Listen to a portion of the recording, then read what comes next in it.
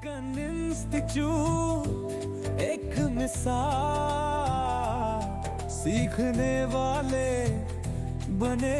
Guys, today we are going to learn some new phrases. They are very fruitful and useful. पहला phrase है हमारा I feel for you। जब भी आप किसी व्यक्ति को देख के आप कहते हैं अरे भाई आपके लिए मुझे दुख है, तो आप बोल सकते हैं I feel for you। मान लीजिए किसी का कुछ नुकसान हो गया, किसी को कुछ चोट लग गई, तो आपको कहना है भाई मुझे आपके लिए दुख है, sorry brother, I feel for you। Next is he was having a long face। he was having a long face past का सेंटेंस है, कोई ऐसा व्यक्ति जिसने अपना मुंह लटकाया हुआ था। तो आप ये ना बोले hey you are hanging your face, या ये ना कहे कि उसने अपना मुंह लटकाया हुआ था, he was hanging his face। आप बोलेंगे he was having a long face। so have a long face का मतलब है दुखी होना, मुंह लटकाना। Our next phrase is make or pull a face at something। जब आप किसी चीज को देख के अपना चेहरा बना लेते हैं, यानी आपको वो चीज पसंद नहीं है, यानी कि इरिटेशन दिखाने के लिए हम ये फ्रेज यूज करते हैं।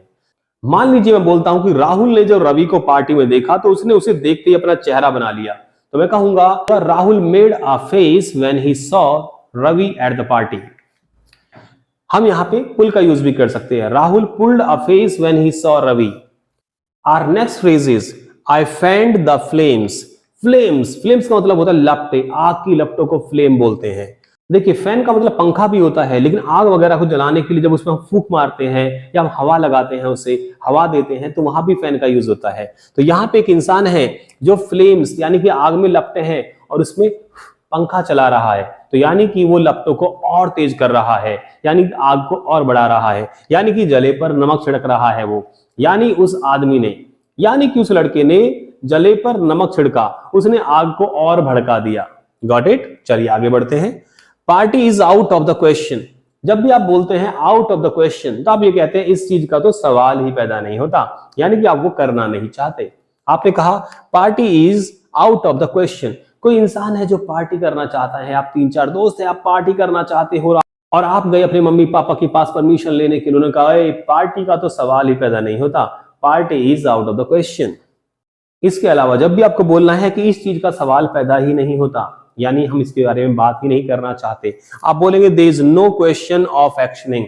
एक्शन मतलब आईएनजी लगा देंगे वर्ब में। आपको बोलना है क्रिकेट खेलने का तो सवाल ही पैदा नहीं होता, there is no question of playing cricket.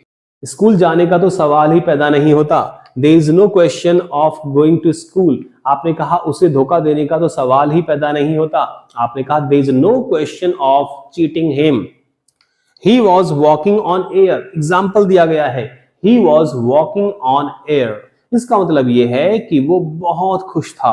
he was on cloud 9। हम ऐसे भी बोल देते हैं he was on cloud 9। जब आप बहुत खुश होते हैं, एक्साइटेड होते हैं, तो हम ये फ्रेज यूज करते हैं। तो वो बहुत एक्साइटेड या खुश था, आपने बोला he was walking on air।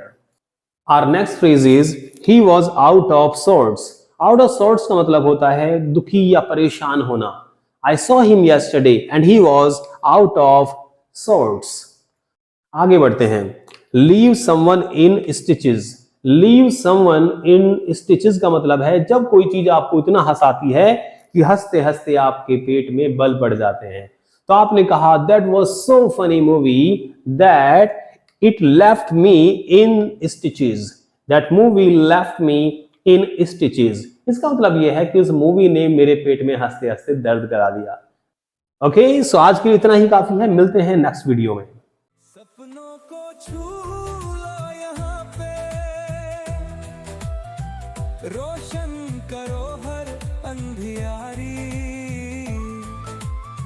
American institute का है नारा, सीखने की है